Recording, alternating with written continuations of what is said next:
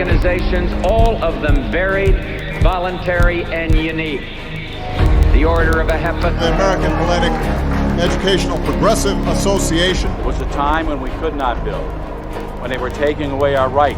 We're not going to go away. Speak to your doctor or local AHEPA chapter. And these service dogs are actually trained rescue dogs. We're saving one life to save another.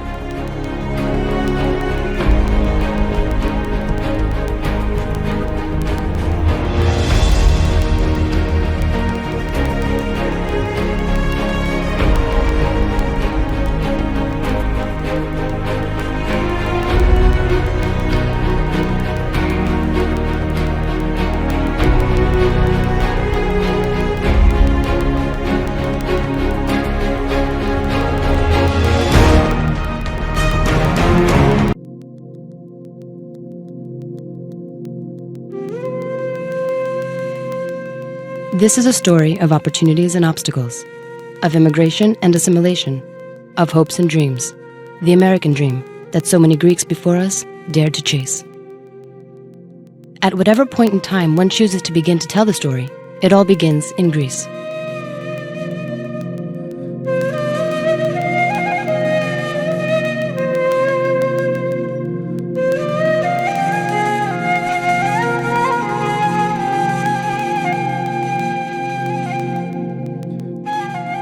The immigrants to be lived in villages in dry or fertile valleys, on islands, and in the hills.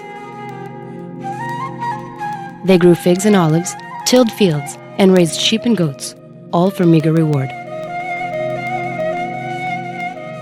Despite the persistent poverty, village life had its pleasures. They celebrated bountiful harvests and talked politics at outdoor kafenia. Their sorrow was the thought that their children's lives would be no better unless they had the courage to take a chance on the promise of America far away. Special community spirit. The Greek immigrants' participation in voluntary ethnic organizations helped in adjusting to a new American life, bursting with opportunities as well as obstacles. The history of Greeks in America is replete with inspiring stories of accomplishment and success. It is a history of significant and important contributions to their adopted country, coupled by the struggle to overcome homegrown racism and nativism. In 1922, Americans of Hellenic heritage were suffering personal and economic intimidation orchestrated by the revived Ku Klux Klan. There was a real need for a patriotic organization that would direct and channel the energy of the Greek community in the United States. A group that would be politically nonpartisan and religiously non-sectarian. It was time for Greeks to unite and organize to protect and defend life and livelihood. Embattled yet visionary Greek immigrant leaders met on July 26, 1922, in Atlanta, Georgia, the heart of the old Confederacy. To fight the growing threat of the KKK, they formed the American Hellenic Educational Progressive Association, now better known as the Order of AHEPA. The most important goal of the AHEPA founders was to quickly and solidly establish better relations with non-Greeks. They agreed to do this by taking the positive high road of reason, emphasizing assimilation, cooperation, persuasion, and non-violence. Their main discussion was how to best contain the wave of hostility which had almost drowned them.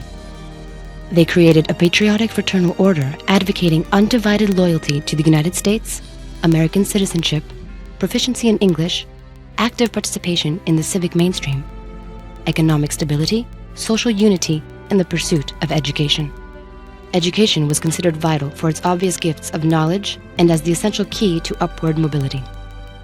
AHEPA validated its patriotic roots during World War II by selling over $500 million of U.S. war bonds, more than any organization in America. Meanwhile, AHEPA officials first visited the White House to meet with President Calvin Coolidge in 1924 and have conferred with all 12 presidents since. Presidents Franklin Roosevelt, Harry Truman, and Gerald Ford all became AHEPA members.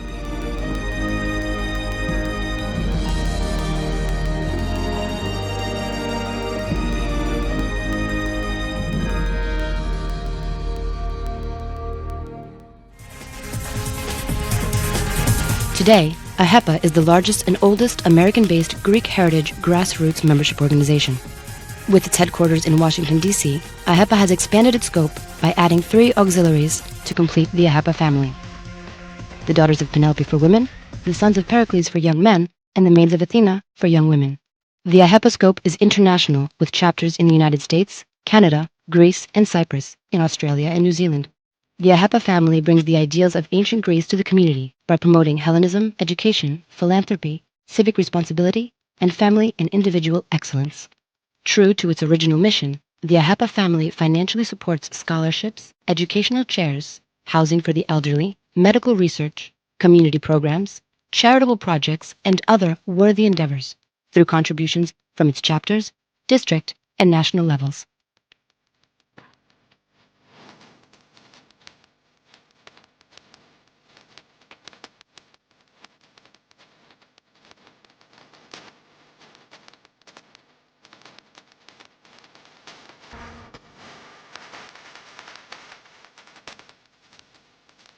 And yet, this only scratches the surface of the numerous philanthropic works of the association. AHEPA members are proud of the contributions the ancient Greeks gifted to Western civilization. As Americans, the AHEPA family share many of the values put forth by them: civic responsibility, philanthropy, education, family and individual excellence, and the ideals of democracy. This is the essence of its heritage. This is the core of the AHEPA mission. Throughout the span of its history, AHEPA has served as a vital vehicle for the progressive development and emergence of American citizens of Greek heritage into every facet of society. This fulfillment illustrates the promise of the American dream and symbolizes the hard work ethic of our immigrant forebears, who labored to achieve that dream with the principles of Hellenism rooted deep in their hearts.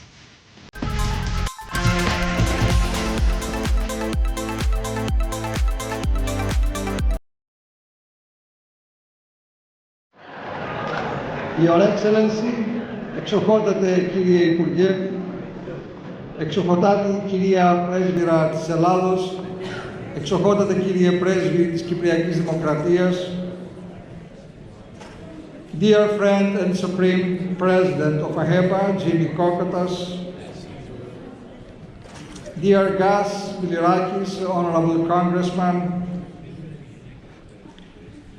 Grand President of the Daughters of Penelope, Kathy Bizurkas, beloved brothers and sisters of AHEPA and the Daughters of Penelope, distinguished guests and esteemed friends.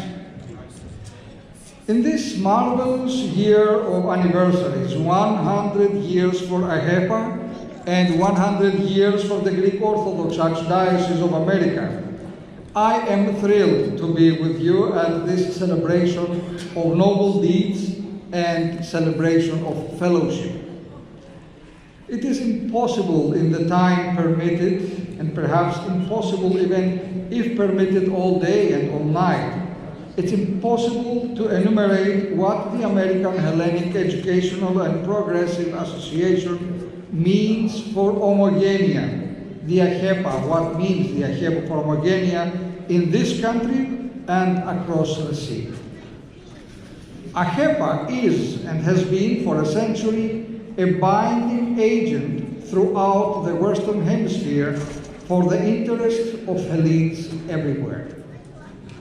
You are a powerful force that has held our community together for the sake of culture, for the sake of language, and for the interests of Greece, Cyprus, and our ecumenical patriarchate. Together with the Church, the clergy, and the hierarchs, as well as in every parish, AHEPA has been a partner, has been a yoke fellow, helping to carry the cause of Hellenism and Orthodoxy forward through the decades. You should all be very proud of this moment, just as so many of you were proud to be present just a few weeks ago in New York for the Centennial Legislative Congress of our Sacred Archdiocese.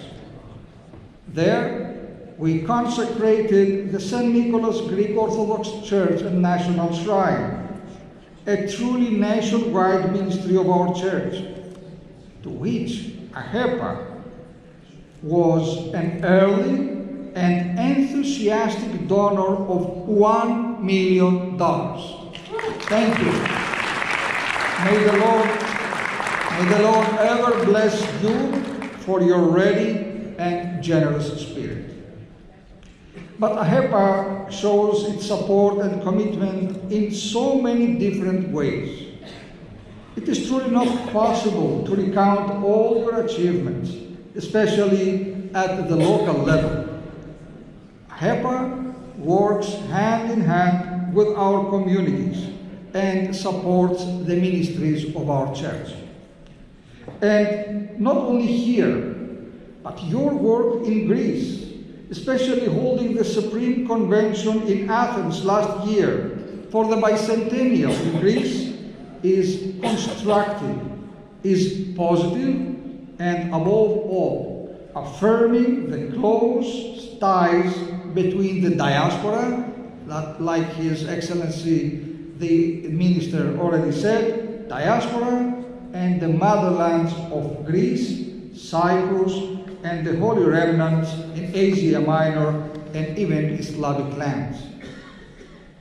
You, the AHEPA, you are the connective tissue that binds us into a holistic community. As you celebrate and remember your first century of mission and purpose, allow me to call to mind something very special to me about AHEPA. When our spiritual fathers and mothers who made the journey across the great ocean to this blessed land and were shut out and were denied and even persecuted for being immigrants, AHEPA stood tall for their rights. And not only confronting prejudice against Hellenes, but prejudice against anyone. You should take such great pride in the founding principles of this sacred brotherhood. For you uphold the traditions of what is best in Hellas and what is best in America. We all understand that we live in polarized times. Prejudice still rears its ugly head, but AHEPA is still here, is here to be a voice that celebrates the dignity of all people. Because we, all the AHEPans, we understand what it means to be Greek, what it means to be the children of Athens and children of Jerusalem, what it means to embrace the stately columns of the Parthenon and the great vaults and celestial dome of Hagia Sophia. Especially in these days, when we mourn the loss of the great church, Hagia Sophia, AHEPA understands what it is to speak with boldness on behalf of justice, on behalf of peace, and on behalf of righteousness. I thank all of you, and I congratulate you for your passion and for your commitment. Let us make of the next 100 years the brightest future for ourselves and for the coming generations. Together, AHEPA and the Greek Orthodox Archdiocese of America, let us give to our community the spiritual, the cultural, and in the fullest sense of the Greek polis, the political nourishment the Homogeneia deserves, and of course, the whole world so desperately needs. Thank you. May the God bless you all.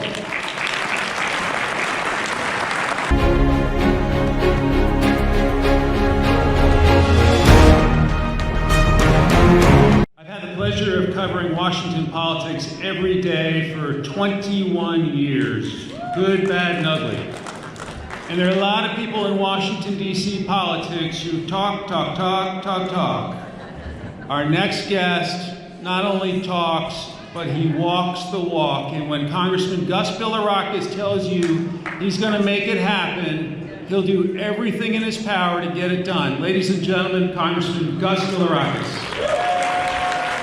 Σας ευχαριστούμε. Thank you very much. And Mike Emanuel, is one of the last real journalists in the United States, probably in the world. He does an outstanding job, and what a great family man and a wonderful Orthodox Christian. So Michael, I look up to you, I really do. He always wants to put me on Fox. I said, Mike, I've got work to do. I want to get things done, but I'll be happy to go on if you want me to. Folks, what an act to follow here with Panos. Incredible, really incredible. And I see all these, every time I go to these functions and when I visit Atlanta, I see all these tall Greeks. And I go back to my dad, in Tarpon Springs, I said, Dad, my God, what happened to us? We're all short in our family. But it's really wonderful to be amongst family members, truly. I love you very much, all of you. I don't care whether you're a Democrat or a Republican or an independent. And I appreciate all the support you've given me over the years, and particularly, again, Archbishop Elpidophoros, which means hope, as you know. And of course, we have our ambassador, Alexandra. She does such a wonderful job. She really does. And Nikos for Cyprus. Just a tremendous team up there. And to have the Minister of Defense here, as well as the General of Floros, it really means a lot to us. Folks, I have a prepared speech, but I'm not going to give it. I will just tell you how much I love AHEPA and what a great job they're doing for all these years. And when I was growing up in Tarpon Springs, and by the way, the Tarpon Springs chapter will now be the Southern White House for AHEPA. And I'm really happy about that. And that same location, after high school football games, all of my friends, and even the Philippines, would go to AHEPA. And we had a wonderful time with Greek dance, we had a band, and I just grew up there. And I learned everything from you. And we stand on your shoulders, and the AHEPAs, the AHEPAs that came before us. Your parents, your grandparents, they gave us the reputation we have. And Bible said it better than I. So I just want you to know that I'm working very hard up there for you, Greeks in the United States, Cypriots in the United States, but also for our Elada, our Kipro, and our Patriarchio. We had a wonderful, wonderful victory just last week, and I told the ambassador and the general a little story. I knew this amendment was coming up to block the F-16s, but I didn't have any idea it was going to come up that quickly. So I was second on the amendment. We gave the amendment to a good man, Chris Pappas, and because my party is not in charge to get an amendment through, it's better to give it to the other side in the House of Representatives, and then I can work it on both sides. So what this did is it would prevent the F-16s, and I'm not going to go through the whole, to go to Turkey, I'm not going to go through the whole spiel and explain the amendment. I think most of you know. But Greece is under threat on a regular basis. I think you know that, the flyovers, and my family's from the Bilirakis. So I think and dream about those people on a regular basis. They're in fear on a regular basis. And I can't sit back and let it happen. Well, I had a dream, an audio, and that night, before the amendment was on the floor, I had no idea it was going to be on the floor again that particular day. I had a dream, and I was in Tarpon Springs, driving in a particular neighborhood, a great neighborhood, and my parents were in the car. And as you know, my dad was a member of Congress for many years, founded the Hellenic Caucus with Carolyn Maloney. And I was crying to my parents. I said, we cannot allow this to happen. This is our, this is where we're from, our land, our homeland. And we're so fortunate to live in the greatest country on the face of the earth, but to be Greek Americans, nothing better than that. So I had the dream, and I was crying. I was telling my dad, I've got to do something. I've got to do something. And I wake up, and I think Elpidophoros, so I know that. I wake up and I have a text from my cousin in Greece. And he said, Tabana, he's a famous singer in Greece. Tabana, his name is Valandis. Tabana, Kassolorizo. And you know where the location is. Kassolorizo, it's the closest island to Turkey. And they threatened to take that island on a regular basis. Tabastos, Kassolorizo, Natraulizo, que tasikosu di simea, yamena e yasena. And I said, and I find out that the amendment's on the floor. And I said, I better get to work. I'm on a mission. We've got to get this thing through. As you know, the administration agrees to sell the F-16s on certain conditions and upgrade the current F-16s. And the threat to Cyprus, my goodness, Kassolorizo was very close to Cyprus as well. So we went to work. Panagiotopoulos, who's doing an outstanding job for us. She really is. She's a force. She is. And so Nicole and I had to switch Republican votes because, after all, it's a Democrat amendment. Sometimes these members on both sides, they don't do their job. They don't read the amendment. They just vote party line, and that's dangerous. So, in any case, I went to the whip, and I think you should help him, not help him, but thank him for this. I went to the whip, Steve Scalise, and I can always tell him he's Greek because he's from Sicily. I went to Steve and I said, Steve, I need for you to vote for this amendment. Even though half the leadership is saying vote no. I said, I need for you to vote for this amendment because if they see your name on the board voting yes, then I can get more Republicans to vote for it. He said, Gus, whatever you want me to do, I'm going to do. And he said, but plus I love Greece. And I said, well, Greece is an ally, for crying out loud, a fantastic ally to the United States. So, I went to Cologne, who was ranking amendment for Chris Pappas, who had COVID. And I think most of you know Cologne. And he, obviously, the Armenians were worried about this as well. And he chaired the Armenian caucus. And Frank Cologne was a good friend of mine. I said, Frank, how many votes do you need from me? And he said, 30. I said, 30? Okay. I'll get you more than 30. So because of Nicole working so very hard and us spending our political capital, on this issue, we switched 60 Republicans to vote for it. And in a matter of maybe 15, 20 minutes. So the amendment passed by far, and some of the leaders weren't very happy, but it was the right thing to do.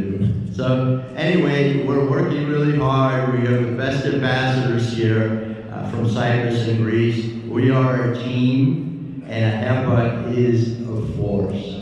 So, but before I start, because I know it's a long evening, and that I want to recognize Ines Cantor. Ines, you don't really have to stand up.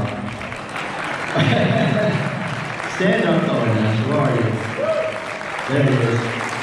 I've been watching Facebook all weekend night, and you're a heck of a Greek dancer. I think he has some Greek in him, doesn't he? But what a principled individual. What a principled individual. I mean, he gave up millions and millions and millions of dollars to support human rights around the world, including he's a very strong supporter of AHEPA. So thank you, Ines, for what you do. Thank you for attending. he says, always does. Σας ευχαριστούμε πάρα πολύ.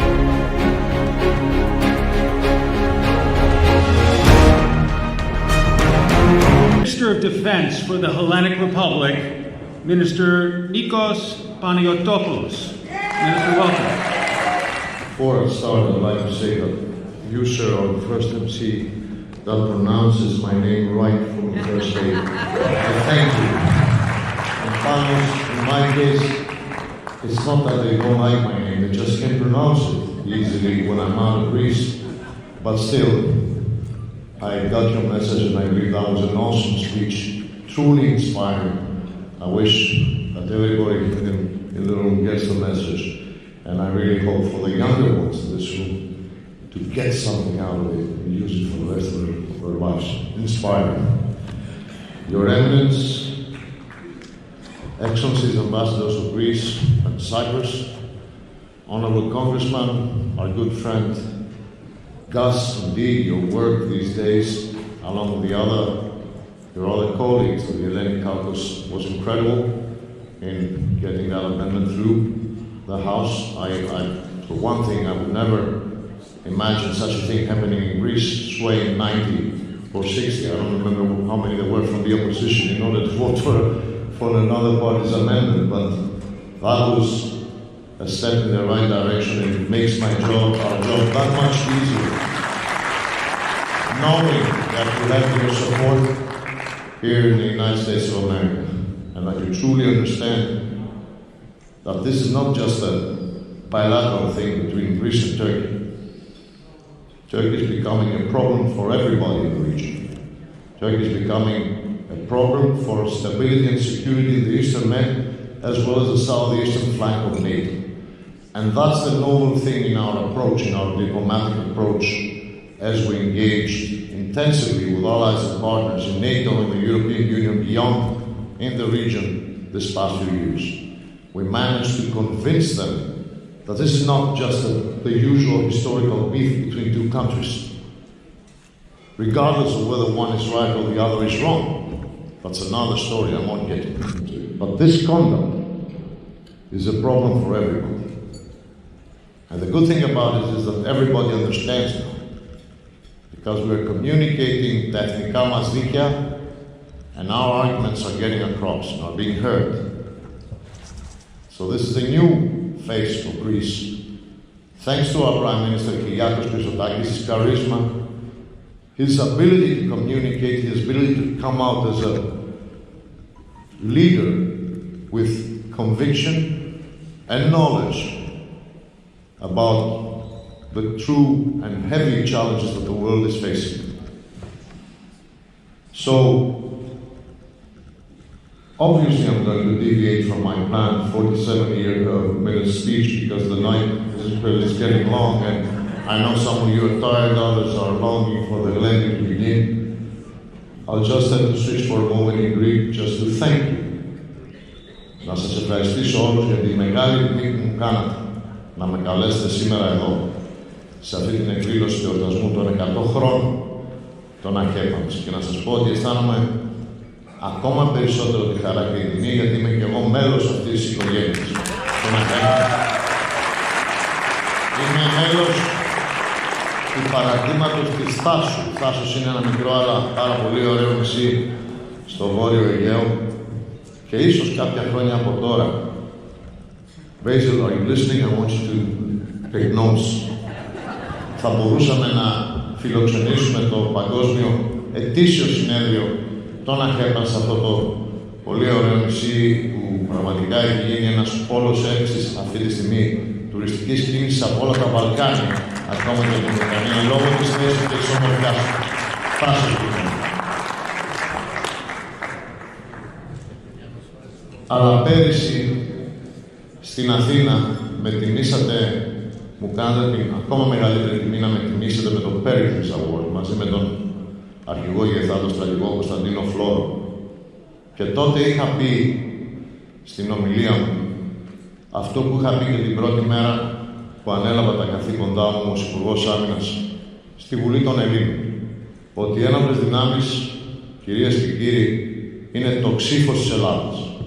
είναι η κόψη του σπαθιού, η τρομερή, όπως λέει ο εθνικός μας σύμβος. Και δικό μας καθήκον, my mission in life for this past 3 years, ήταν και είναι να κρατάμε αυτό το ξύφος κοφτερό και απαστράπτο, sharp and shiny, έτσι ώστε η χώρα να κάνει σαφές προς κάθε κατεύθυνση ότι δεν απειλεί, αλλά και δεν της αρέσει να απειλείται από κανένα.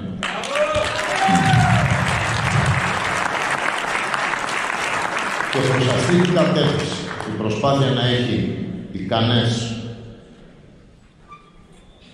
αξιόμαχες, ετοιμοπόλεμες και αποτρεπτικές ένοπλες δυνάμεις είναι εθνική προτεραιότητα, υψηλή εθνική προτεραιότητα. So, ladies and gentlemen, distinguished guests, I stand here before you to reiterate our utmost commitment, this government's commitment, to maintain the superb condition and the deterrent element of our armed forces by implementing a plan. When we took over, Bilirakis, my boss, and my Prime Minister came to me and told me, all I need for you is a plan. If you come up with a plan, confer with the military leadership, come up with it, prioritize it, make it financially feasible, given our limited capabilities, because our capabilities, our financial capabilities were never limited, you know, we had to cover the most of our needs, and especially make up for a lot of lost ground due to years of financial difficulty and some neglect toward the needs of our armed forces. We had to plan it. If you come up with this plan and your plan is convincing, you'll have the money and the authority and the green light to make it happen. That's all he said to us. So we sat down with the political leadership, the General Secretary of the Ministry of Defense is here with us too, Mr. Andonis Ikonomou, a valued associate and a contributor to what is being done in the Ministry of Defense for the armed forces. We sat down along with our military leaders and devised our plan. It was difficult because the needs were multiple and the means were not unlimited. But we made our priorities straight. We engaged with our allies and partners. We started and carried over intense negotiations with many of them. And one by one we started to cover and fill in the holes, the gaps. And after 3 years, I'm proud to tell you that Greece is much stronger with respect to the total capability of its armed forces, and still a lot needs to be done, and a lot out of what has been planned is coming into fruition. Yesterday, I had the privilege, after 2 very intense days of meetings in Washington, main one, of course, being the meeting with my American colleague, Secretary of Defense Lloyd Austin. First time I saw him smiling, by the way.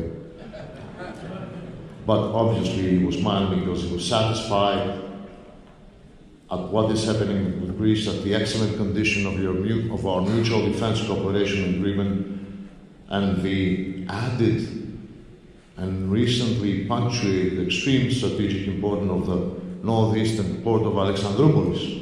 Once a spot in the middle of nowhere, actually the edge of nowhere. And now a very important logistic hub out of which military personnel is being moved, transported all the way up to the Black Sea region and the border with Ukraine. You can understand why Alexandroupolis all of a sudden has become truly important, not only for the American armed forces, but for NATO as a whole. And why it was a very good idea to include that location in the locations where significant investment in infrastructure has been done in close cooperation with the American armed forces in order to bring forward new locations where US troops and Greek troops and Hellenic forces and American forces are training together, moving together, living together, investing in joint trainings, building new camps, and extending our strategic relationship into the future.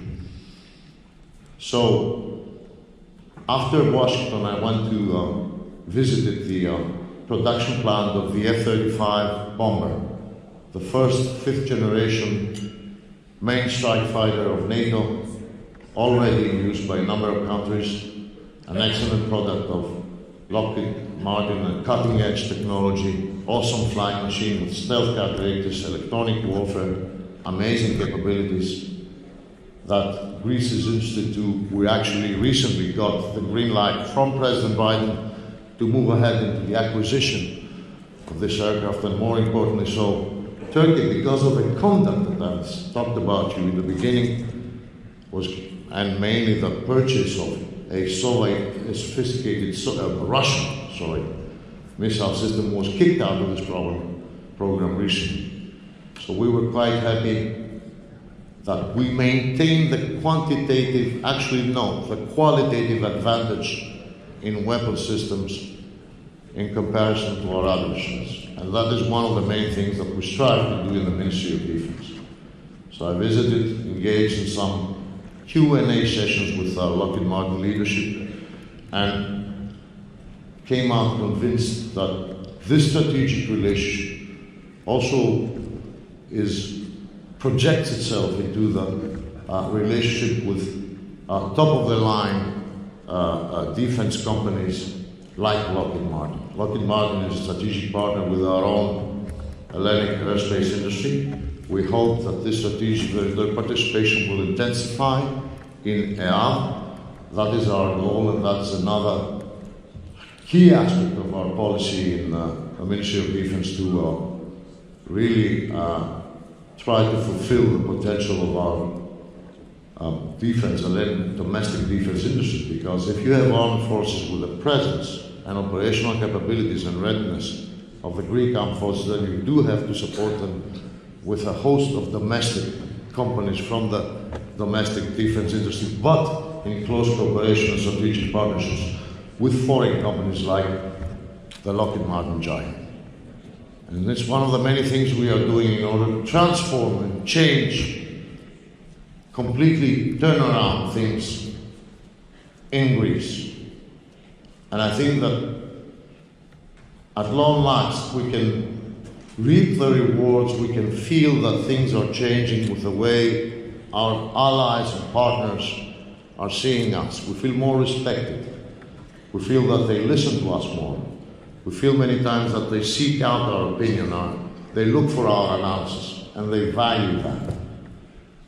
And this is one of the sense of accomplishment, really, is something that we value a lot. You understand what sense of accomplishment means. Your ancestors, your fathers came here in decades before and created their lives in America. AHEPA was founded in the 1920s, not the easiest of times, in the American South, not the easiest of places. But it was based upon ideas like philanthropy and community and volunteerism, and embraced the Greek American community and permitted to the Greek American community to be assimilated in the mainstream American society, despite the troubles, despite the prejudices back at the time. But it was thanks to your efforts and your ancestors' efforts, first and foremost, that this happened. Your ancestors left Greece, or Cyprus for that matter, for lack of better opportunities, and sought this opportunity here. They left their home, their fatherlands, but never abandoned their love for their fatherlands, their faith. And they created beautiful lives, beautiful families, excellent career paths, but they never forgot, they never gave up. I would argue that as time went by, their love of their homeland became even greater. And at some point in time, they were able to contribute and support their homeland through a variety of activities and through organizations like AHEPA, whom I would like to thank and acknowledge your tremendous contribution, not as a member, but as an official representative of the Greek state, as a Greek citizen. Thank you. We do appreciate what you're doing, and we do count on us working together to do more. It has been a strong effort. And it punctuates my conviction, my very strong conviction, that the greatest asset for Hellas, for Greece right now, it's Hellenism. It's this abundance of human capital abroad, outside of Greece, not only inside Greece.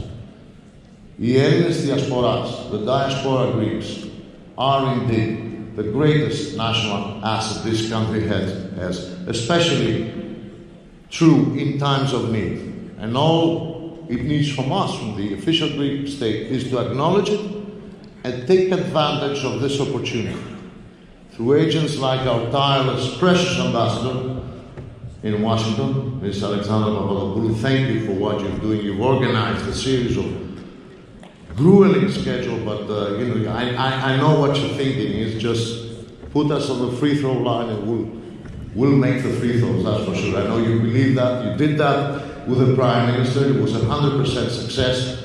His historic speech before the two houses was an historic occasion, and we came much prouder.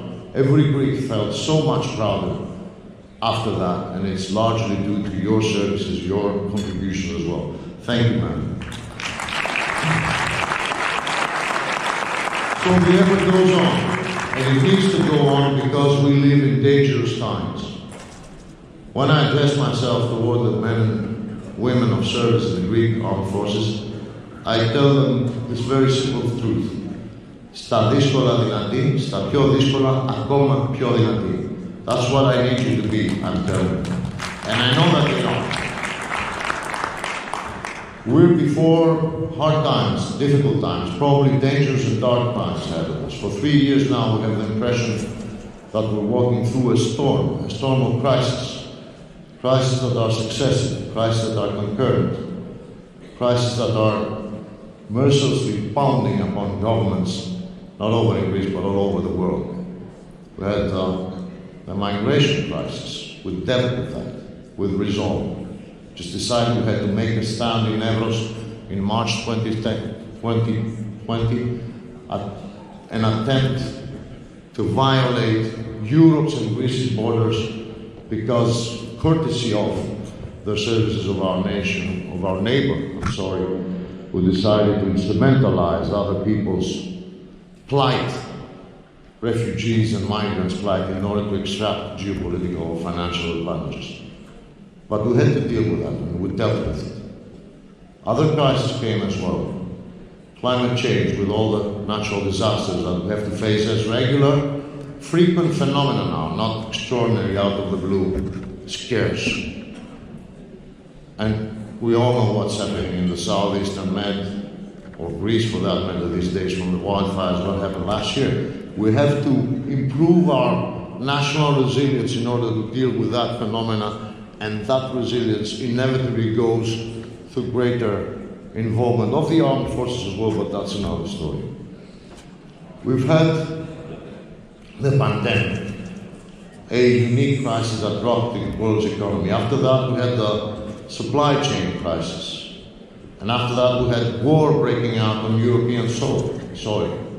And after that, we had the energy prices hike and the cost of living hike due to that, and the supply chain crisis. This is a host of crises that are unprecedented in nature and in intensity, I'm afraid. And we'll have to get used to that, because they will affect all of our lives, everybody's. We have to brace ourselves for impact. We have to become stronger, we have to become tougher, we have to become more aware, less complacent. I'm trying to pound this message to my Greek citizens as frequently as I can, because this past 3 years, it's been all about managing crisis. I haven't had a holiday these past 3 years, and I'm not complaining. That are the requirements of the job, but I do believe that we do have to brace ourselves for dangerous times. If we are prepared enough, then there's a chance that we'll get through them. And one last comment, and it has to do with somewhat of a historical nature. Greece, in its glorious and eventful course, in its modern times at least, has been going through lots of ups and downs.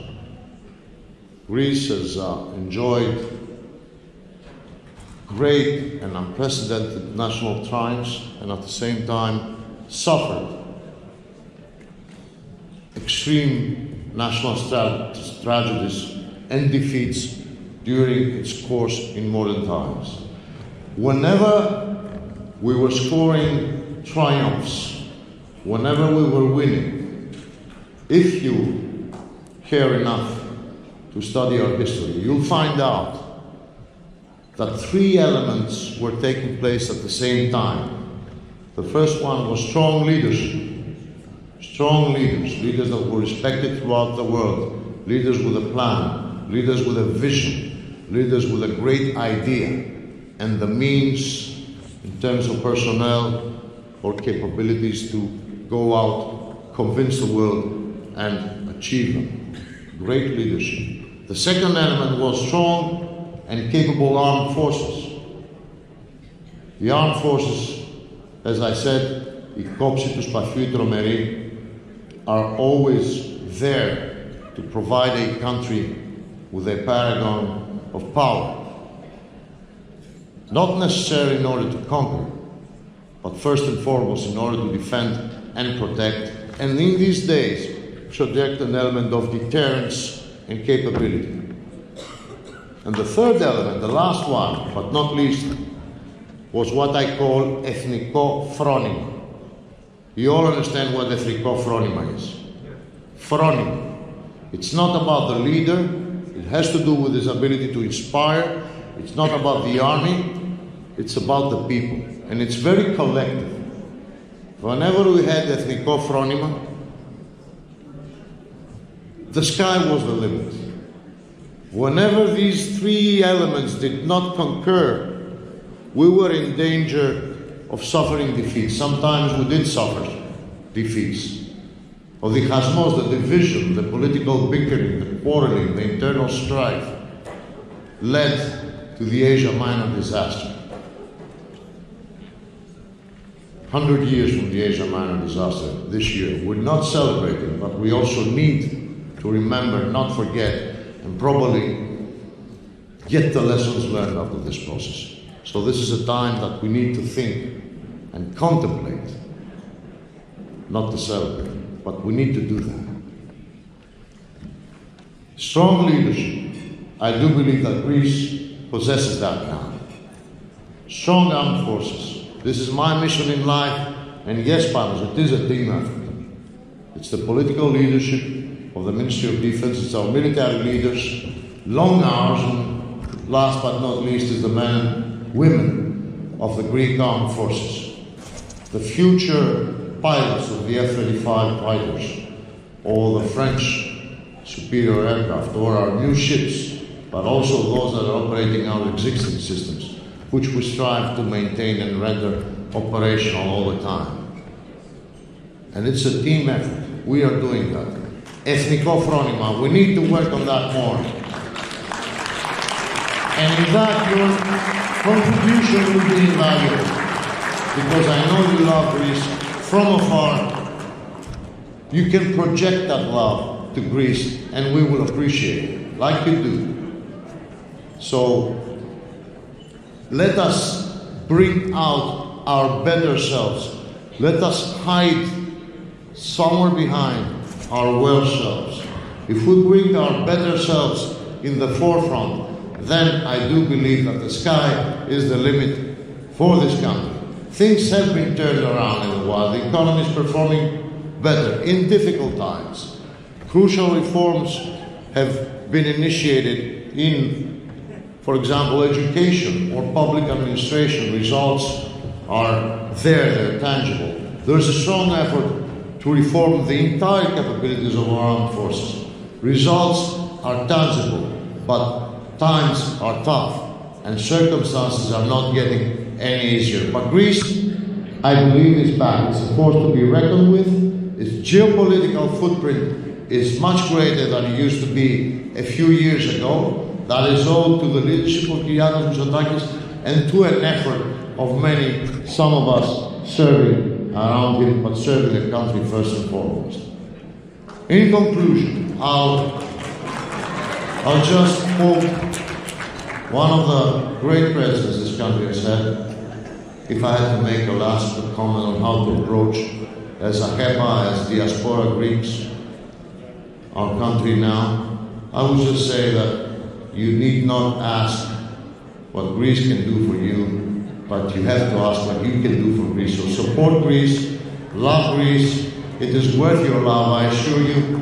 And please keep up the good work, keep up reminding the world what communities is like, what Hellenism is like, and let me say how proud I am, not only of being a Greek, not only of being in charge of managing the armed forces along with our military leadership these days, but being an AHEPA Greek. Thank you all. God bless America. Zito Yelas. And here's to another 1,000 years for AHEPA.